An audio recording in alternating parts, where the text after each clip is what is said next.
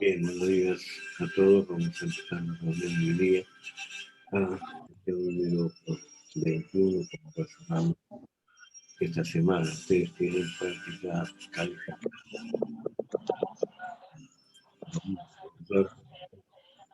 Ustedes sí, tienen el día domingo a las 8 de la noche. Tienen una extensión hasta las 11 de la noche. Recuerden de que los temas incluyen todo lo que es posterior a lo que son la fuerza de la oferta y la demanda, ¿no? El mercado, la fuerza de la oferta y la demanda, vale decir, intervenciones del gobierno sobre el mercado, ¿no? Empezando por el capítulo de controles de precios, donde habíamos dejado bien claro de que el precio de garantía es un tema que ustedes tenían que estudiar e investigar y que puede ser parte de la evaluación del día domingo, ¿no? Luego viene la parte de impuestos, viene la carga de los impuestos, su relación con la elasticidad y las dos siguientes aplicaciones que tienen que ver con el comercio internacional que estudiamos a nivel de exportaciones y de importaciones y que tienen su equivalencia en términos de los controles de precios, ¿no? Como precios máximos, precios mínimos, ¿no? Y la aplicación además de impuestos allí sobre todo el tema, no sobre todo, sino principalmente o exclusivamente el tema de las importaciones, con un impuesto a las importaciones que se llaman aranceles, ¿no? También hay cuotas, ustedes tienen que revisar la parte de cuotas, es decir, un control de cantidad más que un control en el precio del mercado mundial mediante un impuesto. Y finalmente externalidades.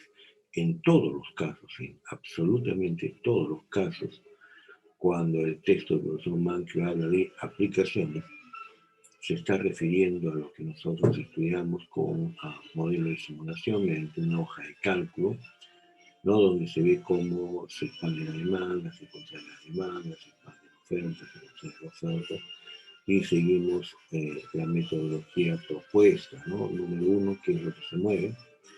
Número dos, en qué dirección se mueve. Y número tres, dónde impacta en términos de precio y la cantidad. Y eso implica la matriz de 3 por 3 que dijimos no tiene en realidad 9 resultados, sino 8 porque hay una en la cual simplemente no se mueve nada y entonces no pasa nada. Y de las otras 8, 4 son fáciles, ¿no? Cuando se mueve la demanda, expansión o contracción, y cuando se mueve la oferta, expansión y contracción. Y las otras 4 que podrían ser relativamente complicadas cuando se mueven tanto la demanda como la oferta, ¿no? Si son movimientos, por ejemplo, de expansión de demanda y de oferta, la cantidad de equilibrio definitivamente es mayor, pero no se sabe qué es lo que pueda ocurrir con el precio, porque una expansión de demanda eleva el precio, mientras que una expansión de oferta lo que hace es contraer el precio, reducir el precio, ¿no? Entonces hay que investigar eso y esa investigación son las tres aplicaciones: intervenciones del gobierno sobre el mercado, el comercio internacional y finalmente el tema de externalidades que hoy día ustedes van a trabajar en grupos, ¿no? Los temas los tienen, estamos en la visión ya de lo que es el alumno, o sea, ustedes están viendo en pantalla lo que tienen como alumno, ¿no? Y acá están los grupos, ¿no? Del grupo 1 al grupo 8, ¿no? Y luego vamos a organizar esos grupos, ¿no? También la plataforma está lista ya para la práctica calificada número 3, ¿no es cierto? Está lista también para lo que son los costos de producción.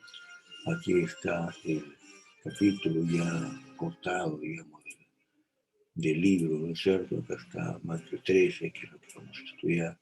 Tienen ustedes sus diapositivas. Les hemos colocado un video, un segundo video para que ustedes vayan viendo. Tienen ejercicios y problemas, tienen ejercicios y problemas. Todo para ese capítulo que es el capítulo de los costos de producción, ¿sí? Pero también tenemos abierto ya, lo hemos dejado ya para el cierre de clases, ¿no? El tema de las empresas en los mercados productivos, competitivos, ¿no? Acá también ya cuentan con información del capítulo del libro, que es Marco 14, sus diapositivas, ejercicios y problemas, y un problema global, un problema sobre equilibrio competitivo, donde ustedes pueden trabajar con un modelo de simulación. Muy bien, entonces el material está todo preparado hasta el cierre del curso, ¿no? Nos quedan solamente 2 capítulos, ¿no? Los capítulos que nos quedan del curso son el capítulo de costos de producción y el capítulo de las empresas en los mercados competitivos. Como dijimos al comienzo del curso, en realidad el tema que nosotros trabajamos acá es poder saber qué significa esto, qué es la función de demanda, ya lo estudiamos en la primera parte del curso, y qué es lo que significa esto, qué es la función de oferta, qué es lo que nosotros vamos a estudiar ahora aquí, ¿no? Es estos 2 temas los que van a dar lugar a que ustedes puedan entender el significado de la oferta, ¿no? Y teniendo todo esto resuelto, entonces ustedes están estudiando lo que es las empresas en mercados competitivos. Para los alumnos de economía, de ingeniería económica, sí, buenos días a todos, ¿no? Este es un mercado libre, un mercado competitivo, y hay un curso sobre estructura de mercado, ¿no? O sea, otros mercados como el monopolio, el oligopolio, etcétera, etcétera. Pero eso es básicamente para quienes están en la carrera de ingeniería económica. Muy bien, vamos a dejar esto entonces con las advertencias de lo que viene para el día domingo, ¿no? Y vamos a empezar muy brevemente, ¿no? Con el tema de los costos de producción. Ustedes me confirman si estamos viendo el mapa. ¿Sí?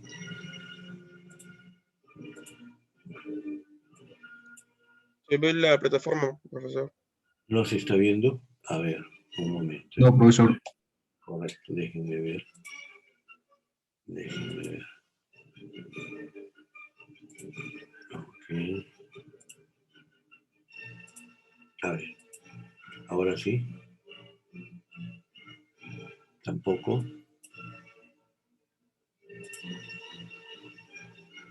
¿Se ve ahora? Sí, ahora sí. Ok, vamos a ver el tema Sí, de... ahora sí se ve, perdón. Gracias. El tema de los costos de producción, ¿no? Acá la idea, tal como la habíamos planteado hace un momento, la idea es que nosotros hemos estudiado arbitrariamente, es decir, sabemos lo que es la función de demanda y la función de oferta por el capítulo correspondiente, que es el capítulo 4, ¿no? Entonces, el capítulo 4 habíamos visto, hablado de las fuerzas del mercado de la oferta y la demanda. Entonces, dijimos de que hay una ley de la oferta y dijimos pues de que hay una ley de la demanda y que eso constituía obviamente un equilibrio, ¿no? Ese equilibrio nos permite saber cuáles son las cantidades que se van a vender en el mercado, que son estas, ¿no? ¿Sí? Y cuáles son los precios a los cuales se va a comprar en el mercado. Ya ustedes saben también de que esto hace de que el mercado se divida pues en 2 partes, ¿no? Una parte por acá, digamos, ¿cierto? Que es a través de esa línea divisoria, que son los ganadores en el mercado, que son los que están acá, es los compradores que ganan en el mercado, los vendedores que ganan en el mercado. y los vendedores que pierden en el mercado y los vendedores que pierden en el mercado. Ahora, cuando uno se preocupa del tema de la oferta, o sea, listo acá, cuando uno dice, bueno, hay gente que va al mercado a vender, ¿no es cierto? Entonces, cuando hay gente que va al mercado a vender, bueno, ¿y cómo funciona eso de la gente que va al mercado a vender? Bueno, la idea es la siguiente, ¿no? La idea es que la gente, como ya hemos dicho, también tiene un proyecto, ¿no? Ese proyecto, en la universidad ahora acostumbra mucho utilizar el término de emprendimiento, ¿no? Ese emprendimiento a menudo se llama de la caja negra, más bien, ¿no? Entonces, acá estoy dibujando una caja negra, no tan negra, ¿no es cierto? Esta es la caja negra, ¿no es cierto? Esa es la caja que permite resolver el problema del, vamos a llamarlo también, emprendimiento, ¿no? Entonces, ¿qué significa el emprendimiento? Significa uno o A, ¿no? Que han identificado una brecha en el mercado. O sea, eso es clave, han identificado una brecha en el mercado. Y segundo, han identificado un satisfactor para esa brecha en el mercado. Entonces yo siempre les pongo mis ejemplos tontos o absurdos si quieren. Entonces yo lo que digo es lo siguiente, ¿no? Si ustedes han identificado que la brecha en el mercado es que la gente tiene hambre, ¿no es cierto? Entonces falta saber cómo resolver el problema del hambre. Y el problema del hambre, entonces le digo, es darles caca, ¿no? Entonces le dan ustedes caca, excremento humano, excremento de animal, que es rico en proteínas, ¿no? Y resuelven el problema del hambre. Bueno, probablemente, muy probablemente, con toda seguridad que ustedes van a quebrar, ¿no es cierto? La parte fácil del asunto, es que de manera positiva ustedes produzcan, ¿no? Ustedes generen, ustedes obtengan, ¿no es cierto? ¿No? Generen, produzcan mejor, van a producir el satisfactor de la brecha del mercado, la brecha del mercado. ¿Eso qué significa? Que han hecho un estudio, ustedes, ¿a dónde? Ustedes han hecho un estudio acá, fíjense. Ustedes han estudiado acá, ¿no? De qué es lo que la gente quiere, ¿no? ¿Qué es lo que la gente quiere? Entonces, bueno, ustedes como grupos, por ejemplo, ustedes tienen grupos ya organizados por la práctica calificada número 4, pueden reunirse, pueden preguntarse, por ejemplo, a ver, se presentó la pandemia en el Perú, ¿no? Más o menos a mediados de marzo del año pasado. Bueno, ¿qué brechas se generaron en el mercado y qué satisfactores se han generado en el mercado? O sea, ¿cuántas cosas se han desarrollado, ¿no? En este poco tiempo, de marzo del año pasado a hoy día, ¿no? Entonces, ahí ustedes encuentran un ejemplo clarísimo, ¿no? Aparece una brecha en el mercado, ustedes la identifican. Por ejemplo, la gente necesita salir a la calle protegida mediante algo que les cubra la nariz y la boca, ¿no? Bueno, pero eso está inventado. No, no necesariamente está inventado. Las mascarillas fueron inventadas para, por ejemplo, los médicos, una serie de funciones, pero no para un funcionamiento diario y durante tiempos prolongados, continuos, ¿no? Y entonces ha habido gente que empezó a buscar los mejores satisfactores, ¿no? Desde los componentes de la mascarilla, o sea, la tela, etcétera, hasta los propios diseños, ¿no? Y entonces eso se ha generado una serie de productos, ¿no? Ahora, una vez que esté identificada la caja, digamos, es decir, vamos a producir esto, ¿no? Ya identificamos la brecha del mercado, ya identificamos el satisfactor del mercado porque hemos estudiado la demanda. Y ahora la idea es que cómo vamos a hacer para producir. Entonces, para producir, lo que vamos a hacer es meter a esta caja negra, lo que vamos a meter a esta caja negra son cosas para fabricar, ¿no? Cosas para fabricar que el satisfactor, ¿no? El satisfactor, o sea, si tú lo que vas a producir para el mercado, para atender a la demanda, es una mascarilla, entonces tú tienes que salir al mercado a comprar tela para la mascarilla, mano de obra calificada para la mascarilla, no sé, tiras para la mascarilla, diseños para la mascarilla, etcétera, etcétera, etcétera, ¿no? Y entonces aquí adentro, en la caja negra, se va a hacer la producción. ¿Por qué le llamamos caja negra? Porque, por ejemplo, si ustedes deciden, ¿no es cierto?, producir Coca-Cola, porque ven que todo el mundo toma Coca-Cola, entonces deciden producir Coca-Cola, ¿no es cierto? Entonces, pero ustedes no saben cómo se fabrica la Coca-Cola, entonces lo que se les ocurre es llamar al dueño de la Coca-Cola a los Estados Unidos. Le dicen, mire, ¿sabe qué? Yo quiero fabricar Coca-Cola, hágame usted el favor de darme la fórmula de la Coca-Cola para poder producirlo, ¿no? Y entonces el dueño de la Coca-Cola le dice, excelente, no hay ningún problema. ¿Tiene usted un papel, un lapicero para que escriba la fórmula? Sí, le dicen ustedes, yo tengo acá todo para anotar la fórmula. Bueno, pero antes yo también tengo acá un papel y un lapicero y dígame usted el número del voucher donde usted ha depositado a mi cuenta, ¿no? 100.000 millones de dólares, ¿no? 1.000 millones de dólares para darle yo la forma. Es decir, nadie te va a decir cómo se hacen las cosas, nadie es tan estúpido como para decirte, mira, si vas a producir este satisfactor social, mira, yo estoy ganando mucho dinero, ¿no? ¿Quieres que te dé la fórmula? Bueno, no soy estúpido, pues, ¿no? Eso es principio número 1, número 2, número 3, número 4. Número 4, la gente responde a los incentivos. Por eso es una caja negra. Vamos a poner la más negra todavía a la caja. Es decir, nadie nos va a decir el secreto de cómo se hace, ¿no? En los mercados competitivos se siguen experiencias de simulación, ¿no? Uno va probando, ¿no? La UNI fue campeona hace muchos años, por ejemplo, de lo que se llama tecnología inversa, ¿no?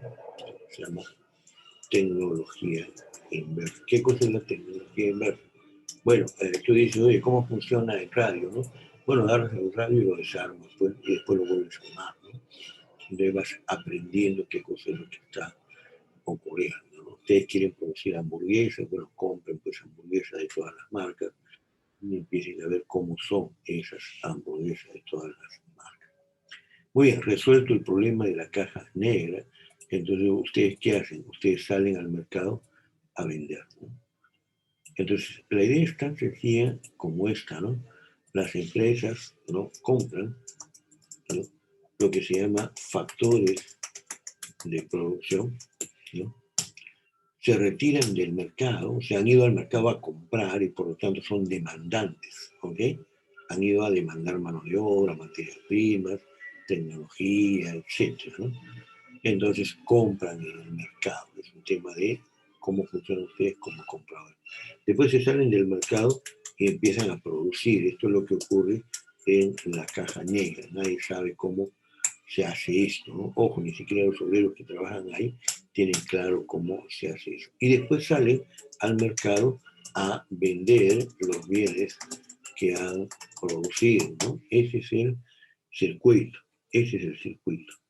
Bueno, ustedes ya saben más o menos, ¿no?, cómo se vende, porque conocen el mercado por la vía de la demanda y de la oferta, pero no saben muy bien cómo es que funciona esta parte. Es decir, compran, de comprar sabes comprar, sabes lo que es la oferta, pero no sabes cómo es que vas a hacer tú para que esta compra represente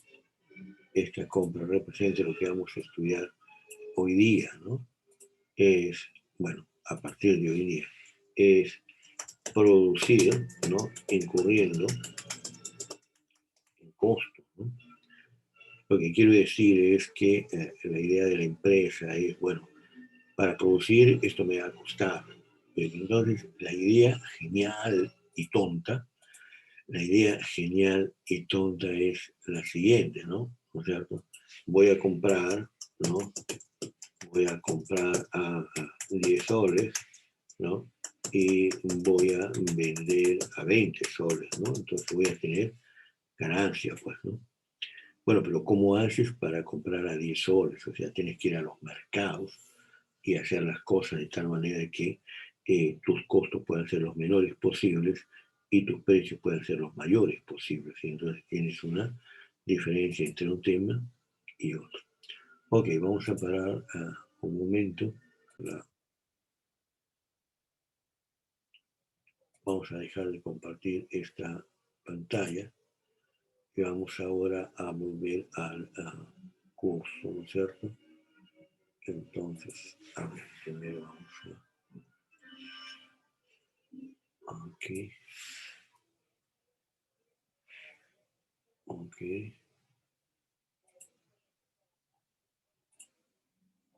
Y entonces vamos al curso. Acá está el curso. Ya les habíamos dicho, ustedes tienen acá en las externalidades los grupos, ¿ya? Del 1 al número 8. Entonces vamos a ordenar a los grupos ahora. 8. Ok, ya están creados los grupos. Vamos a darles, yo tengo 8:46 hasta las 9 exactamente. ¿Ya? Entonces tienen hasta las 9, ¿no? Tienen 15 minutos.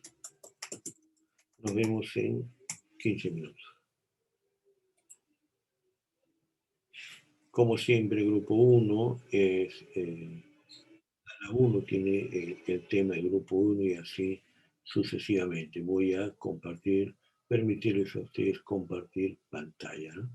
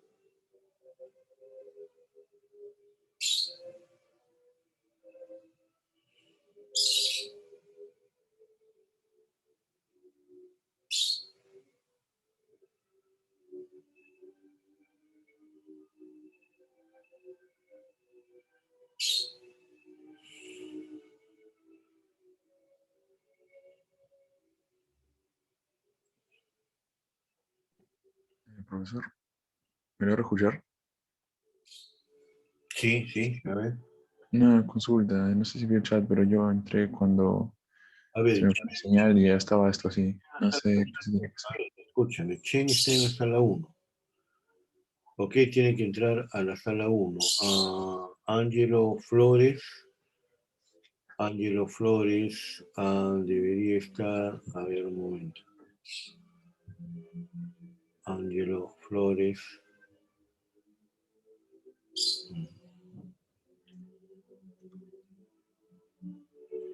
No encuentro Angelo Flores. Vamos a asignarlo a ver a la sala 2. Ya te estoy enviando a la sala 2. ¿Y quién más quedaba ahí? Ya nadie más, ¿no? Son los únicos que quedan, Angelo Flores, Chen. Listo. Ya están asignados. Ya tienen que ingresar. Chen, ¿tienes problemas para ingresar?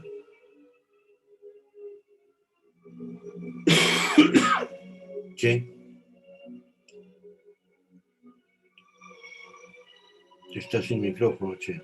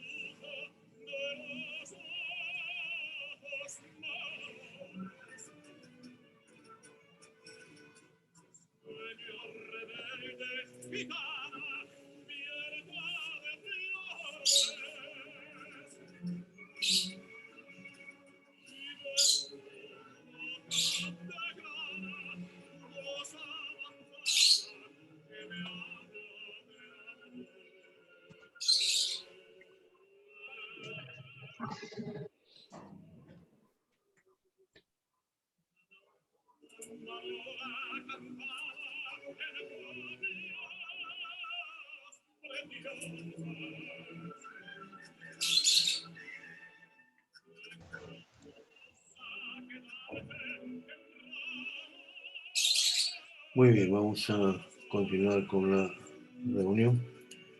Ok, a ver, vamos a la sala número 1. Vamos a la sala número 1. Ahí está Vilca, está Sánchez, Coré y Chen también. A ver quién va a intervenir del grupo. Buenos días, profesor. Yo voy a compartir pantalla sobre lo que hemos hecho con Miguel. Ahí. ¿Puede ver mi pantalla?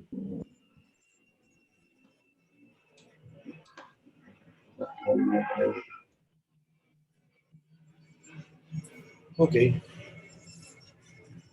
¿Sí puede ver mi pantalla, profesor? Sí, se puede ver. No hay problema.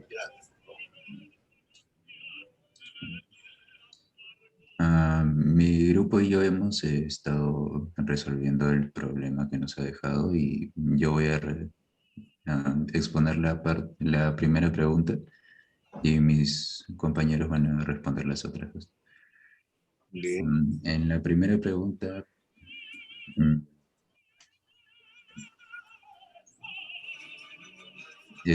me dice cuál de estas dos, que serían el bastón o el GPS, produce externalidad negativa. Y yo entendería que el bastón produce externalidad negativa porque al solamente proteger mi auto me estaría haciéndole difícil al ladrón robar mi auto, pero no los otros, por lo que optaría por robar otros autos, menos el mío. Ya. Ahora, la segunda pregunta sobre la externalidad positiva. Eh, la segunda pregunta nos pregunta cuál produce una externalidad positiva. En mi opinión, la externalidad positiva la produce el GPS, ya que los ladrones preferirían no arriesgarse a robar los autos si es que la mayoría de autos tuviera GPS. Eh, Se les haría más, o sea, aumentaría el riesgo de que sean atrapados por la policía. Y por lo tanto disminuirían los robos de autos. Ok, ok. A ver, tenemos de que estamos enfrentando dos tipos de formas de proteger un automóvil del robo, ¿no? Una es el bastón, ¿no es cierto?, que bloquea el volante. Hay otras formas también, ¿no? Hay otras formas, ¿no? Una alarma interna, etcétera. Pero bueno, acá como ejemplo está el bastón, que ustedes dicen genera una externalidad negativa, ¿no? ¿Qué significa eso? De que el peligro es mayor para mí que no tengo bastón, debido a que los otros tienen bastón, ¿no? Y efectivamente, y yo no tengo nada que ver con los otros que usan bastón, y sin embargo, ellos al comprar un bastón, aplicar un bastón, me generan un problema. Ahora, el mismo sentido tiene, por ejemplo, el empleo de una alarma dentro de casa, ¿no? Por ejemplo, yo tengo alarma dentro de casa y probablemente le estoy generando una externalidad negativa a los vecinos que no tienen alarma. O sea, no solamente es tener la alarma, sino en este caso para los que usamos, digamos, una alarma domiciliaria, se coloca un cartelito en la parte de la fachada, algo así como esta casa está protegida por la empresa tal, ¿no es cierto? Y entonces, bueno, el choro prefiere evitar, el ladrón prefiere evitar la probabilidad mayor de no poder robar y se va a las casas que no tienen el hay una externalidad negativa. Lo de la externalidad positiva, eh, la tercera pregunta era, ¿cree que hay algunas implicancias políticas? Esa pregunta no la han respondido. Ah, no, sí, profe. Sí. Con- o sea, puede haber implicaciones políticas, sí, porque puede haber como incentivo a que la gente pueda adquirir con más facilidad un GPS o, o para que deje de comprar los bastones de seguridad para el volante. Ya. Pero cuando se habla de políticas, ¿no es cierto?, se habla de intervenciones del gobierno, ¿no? Hay algunas implicaciones que provoquen de que el gobierno intervenga. Es probable que el gobierno no tenga por qué intervenir en un mercado privado como es el mercado, pues, de la compra y venta de alarmas para automóviles, ¿no? Pero es más probable que pueda intervenir en frenar el problema de la delincuencia en automóviles mediante el uso, por ejemplo, de una red de comunicación que hay con los municipios, por ejemplo, y la policía, ¿no? ¿De acuerdo? A ver, no sé si me están escuchando, creo que me dicen de que no tengo micro. No, sí se escucha, profesor. Ok, listo. Bueno, ahí habría una implicancia de tipo político. En general, las municipalidades tienen ahora centros de vigilancia con cámaras que colocan generalmente en los postes de las avenidas principales, ¿no? Entonces hay una política ahí de seguridad, ¿no? Que obviamente podría inhibir a la delincuencia, ¿no? Ahora, esto no está dando resultados en el país, ¿no? Probablemente no por la función que cumplen las cámaras, sino porque la información que se recibe de las cámaras no se traduce pues, en una intervención de la policía, ¿no? Hay problemas ahí. En fin, muy bien al grupo, está bien, se les ha planteado ese problema. Vamos a ver el segundo grupo. El segundo grupo, a ver, tiene un problema diferente. A ver, vamos a llamar al segundo grupo. Ahí está Aldo Velázquez, Ángelo Flores y Catherine Vargas, ¿no? Adelante, por favor. Profesor, buenos días. Mi compañero Aldo va a compartir pantalla para que puedan ver el enunciado. Ok, adelante.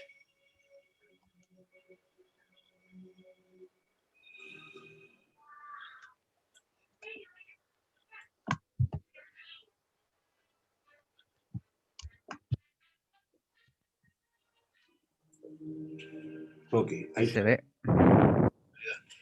Sí, se ve. Ya.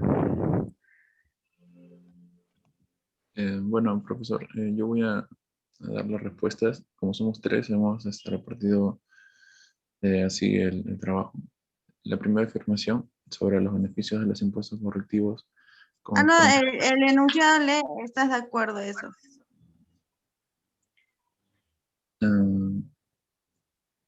La bueno, pregunta. ya. Entonces, mi compañero va a proceder a explicar. Ya con respecto al primer enunciado, eh, eso es falso. Sabemos que los impuestos correctivos reducen la ineficiencia y la contaminación cuando se reduce la cantidad del bien que se produce, y eso tiene en la contaminación como un subproducto, ¿no? Y es por ello que los impuestos correctivos reducen la pérdida del peso muerto, por tanto no la aumentan. Ya. Ok, a ver, pero vamos a ver, lo que se está planteando acá es que hay una pérdida de peso muerto por la aplicación de un impuesto que hace de que el tamaño del mercado sea más pequeño, ¿no es cierto? El triangulito ese que hemos mostrado en clase, ¿no? Que se genera pérdida de oportunidades de negocio porque hay un tramo de la demanda donde la gente quiere comprar a precios mayores al precio del mercado sin impuestos y hay un tramo de la oferta donde los vendedores están dispuestos a vender a un precio menor al precio del mercado sin impuestos. Pero ahora como se aplica un impuesto para corregir una externalidad, la externalidad no mide el peso muerto, o sea, eso le hemos llamado nosotros pérdida de bienestar social, ¿no? ¿Por qué no lo mide? No lo mide porque es un tema externo. Entonces, como es externo, está por otro lado, ¿no es cierto? Está por fuera de la transacción. Entonces, al aplicar un impuesto, se genera una pérdida de peso muerto. Y lo que me están diciendo acá es principio número 3, ¿no? De que debería medirse, ¿no es cierto?, la pérdida de ese bienestar comparado con la pérdida de bienestar propio del impuesto para ese mercado comparado con la pérdida o la recuperación o la mejora de la contaminación, ¿no? Si el impuesto permite que la contaminación se reduzca significativamente y eso genera un mayor bienestar que la pérdida de bienestar por la aplicación del impuesto, recuerden de que la aplicación del impuesto provoca de que el precio suba y que una parte de ese precio es pagado por los compradores y otro por los vendedores de acuerdo con la elasticidad, ¿no? Entonces, si la ventaja de terminar con la contaminación o de reducirla significativamente es mayor a la pérdida de mercado por esa pérdida de bienestar de aplicar el impuesto, eso sería correcto, ¿no? Si fuera al revés, no conviene. No sé si me dejo entender. O sea, en ambos casos Sí, se profesor. está generando una ventaja, ¿no? Uno, el impuesto está reduciendo la externalidad o la está eliminando, pero a la vez está generando una reducción del tamaño del mercado, ¿no? El mercado se achica, entonces habría que compensar, hacer un balance, principio número 3, ¿no? Muy bien, la segunda parte, a ver, por favor. Entonces era correcta, ¿cierto? Yo considero de que la primera parte es una opinión correcta, ¿no? Bueno, nosotros hemos considerado que la segunda afirmación resulta inexacta. Mi compañero va a aclarar. Bueno, la segunda afirmación sobre al decidir sin poner un impuesto correctivo a los consumidores o productores, el gobierno debe tener cuidado de aplicar el impuesto al lado del mercado que genera la externalidad. Nosotros consideramos que es una afirmación como inexacta porque en realidad no importa a quién se le imponga el impuesto, o sea, la incidencia del impuesto será idéntica. Es decir, ya sea que la externalidad sea causada por el vendedor o por el comprador de un bien, un impuesto a los productores o consumidores conducirá a la misma reducción de la cantidad y al cambio en los precios que los productores reciben o pagan los consumidores. Muy bien, es una pregunta muy bonita, ¿no? Es una pregunta muy bonita porque plantea discutir, pues, o estudiar bien el capítulo previo, ¿no? La aplicación previa sobre la carga de los impuestos. En este caso, la aplicación de un impuesto a los que generan la externalidad, por lo tanto, un impuesto a la oferta, significa pues una contracción de oferta. Pero si el impuesto se aplica a los que compran, a los demandantes, esto significaría una contracción de demanda. El resultado en términos de pérdida de bienestar del mercado, por aplicación del impuesto es el mismo. O sea, si aplicas a la demanda o aplicas a la oferta, la pérdida de peso muerto o pérdida de bienestar social es la misma, es la misma. Sin embargo, habría que estar claro de que si ustedes aplican el impuesto no a los que generan la externalidad, sino a los que reciben la externalidad, ahí habría más bien, no más que una inexactitud, habría un error de política, ¿no? Porque, repetimos, ¿no? Si alguien está contaminando, por ejemplo, ¿no? Son los vendedores, ¿no? Son los productores. Entonces, si están contaminando es que la producción es mayor a la producción óptima desde el punto de vista social. O sea, hay sobreproducción y tenemos que reducirla mediante la aplicación de el impuesto, ¿no? Pero no tiene sentido aplicar, por ejemplo, un impuesto a los consumidores de automóviles, por ejemplo, para que compren menos automóviles y se demande menos cobre, por ejemplo, para la minería, ¿no? O sea, yo pienso de que hay muchos intermediarios en el camino. En consecuencia, es más fácil aplicarlo directamente a los vendedores, ¿no? Por lo tanto, en la afirmación, al decidir si debe establecer un impuesto que grave a los consumidores o a los productores, es decir, a la demanda o a la oferta, el gobierno debería tener cuidado de aplicarlo a la parte del mercado que genera la externalidad, ¿no? Porque precisamente hay que identificar eso. Recuerden, una externalidad es algo externo, es algo que no forma parte de los costos privados, en este caso por el lado de la oferta. Ahora, si estamos hablando de una externalidad generada por la demanda, allí sí es importante aplicar el impuesto a los consumidores. Entonces depende si una externalidad es generada por la demanda o una externalidad es generada por la oferta.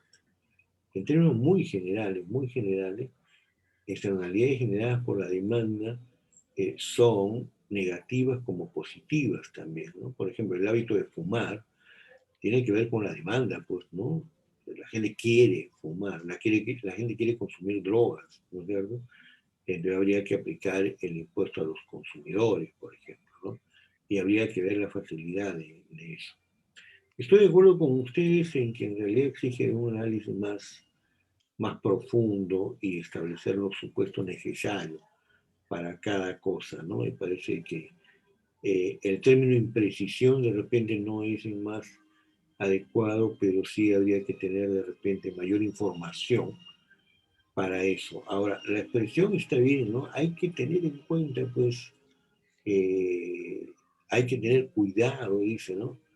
De aplicarlo a la parte del mercado que genera la externalidad. Eso está bien, pero si se genera la externalidad por el lado de la demanda, esa es la demanda, y para el lado de la oferta, esa es la oferta, ¿no?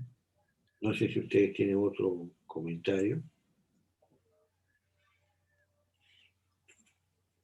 Bien, bien el grupo 2, entonces vamos a pasar al grupo 3, ¿eh? Vamos a pasar al grupo 3, gracias. Gracias. Ahí está Profesor, Alexis Chatén, Augusto Varillas y Fátima Bastos, ¿no? Adelante, por favor. voy a compartir la pantalla, profesor. Y adelante, pueden compartir. Mi compañero Augusto Varillas va a hablar, profesor, disculpe. ¿Sí? Profesor, buenos días. Bueno, respecto a estas preguntas, nuestra respuesta en la pregunta ha sido, o sea, la pregunta ha sido, ¿por qué los extintores ocasionan externalidades positivas? Nuestra respuesta ha sido la siguiente, es que ayuda a apagar incendios, haciendo que los materiales que se dañen sean los mínimos y así no pagar un coste adicional por ellos. Esa ha sido nuestra idea, esa ha sido nuestra base. Respecto a la B, hemos hecho el gráfico de la demanda privada y el costo privado. Y como se puede reflejar ahí, hemos considerado de que es una externalidad positiva de consumo. Y debido a ello es que aparece el valor social de color anaranjado y el coste social está incluido ahí en el verdecito del coste privado. Y respecto a la pregunta C, bueno, nuestra respuesta ha sido de que mm,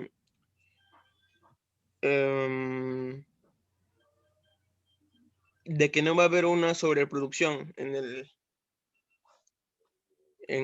el pedido de los extintores, pues, ¿no? Porque es raro ver también varios extintores en un solo sitio. No sería, porque un incendio no ocurre, o sea, diariamente, ¿no? En un solo lugar. Esa sería nuestra respuesta. La D no la hicimos, porque ya no se quitó el tiempo. Ya. A ver, por favor, permítanme lo siguiente, ¿ya? La sala 5 es Arturo Cuadros,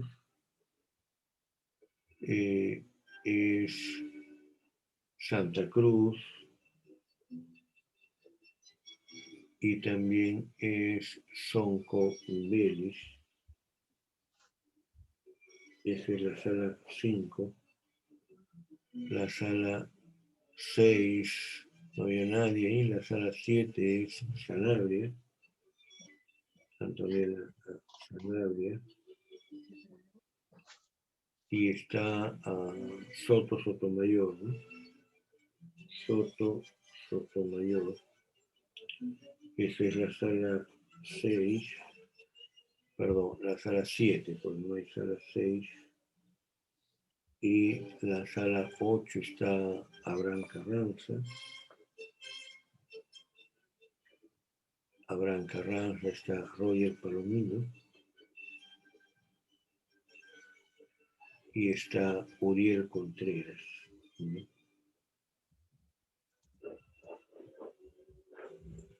Ok. Entonces, en términos de lo que me estás diciendo sobre el caso de los extintores, ¿no es cierto? Pues, ocasionan externalidades positivas,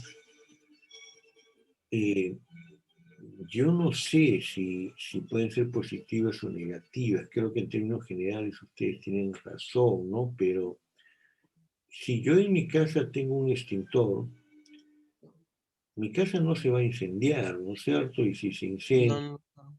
Ujú. el daño va a ser menor. Pero ¿en qué sentido ayuda? ¿No? No estoy muy seguro de eso. O sea, si más bien yo no tuviera extintor, ¿no es cierto? Entonces se podría generar un incendio que más bien le generaría una externalidad a mi vecino, porque se podría correr el incendio a la casa del vecino, cosa que ocurre bastante, ¿no?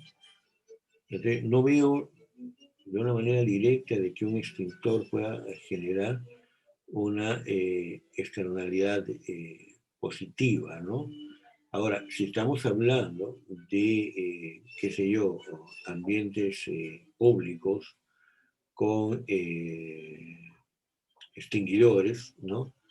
La presencia de esos extinguidores le genera bienestar a los demás, ¿no? Porque saben de que el incendio de un mercado, por ejemplo, no se va a expandir a los vecinos, ¿no? Entonces ahí habría una externalidad positiva, ¿no? Entonces hay que hacer un poco la precisión. Recuerden que son preguntas abiertas, ¿no? Pero muy bien, ¿eh? Entonces ahí sería completarlo especificando en los lugares donde beneficiaría a las personas, ¿no? Claro, exacto. Ah, ya. Hemos trabajado con 4 grupos y realmente no puedo trabajar con los otros 3. Ya les he comunicado de que algún genio hizo una programación de 5 horas seguidas para mí, ¿no? Y entre una clase y otra clase hay unas tareas que hay que hacer previas, entonces no, lamentablemente no puedo continuar. Por eso, en lugar de terminar 12:40, termino 9:40, termino 9:30 para poder preparar las cosas de la siguiente reunión, que deberían estar a las 9:50 listas, ¿no? Así que nos quedamos acá y el grupo de cuadros, el grupo de Sanabria y el grupo de Carranza irían para la próxima reunión. Empezaríamos con ello, o revisen los temas que hay, que son interesantes, ¿no? Los temas que vemos, ¿no? El consumo de bebidas alcohólicas lo tiene otro grupo, ¿no? El siguiente grupo tiene, ahí sí ya se está repitiendo el tema del bastón, ¿no? Y bueno, sí, ok, solamente 4 temas teníamos, nos faltaba uno, ¿no? Muy bien, esperamos de que en la próxima reunión esto pueda terminar, ¿de acuerdo? Nos vemos en la próxima reunión entonces, hasta luego.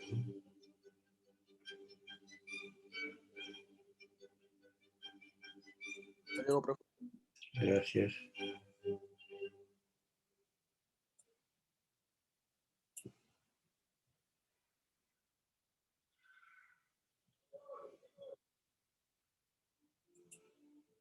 Hasta luego, profesor. Hasta luego, hasta luego. Profesor, una pregunta rápida. ¿Los temas de ayer y hoy vendrán en la PCA del domingo? Viene precisamente hasta los problemas, pues por eso, claro que sí, viene esta mañana. Ay, Sí. ya, profesor, gracias.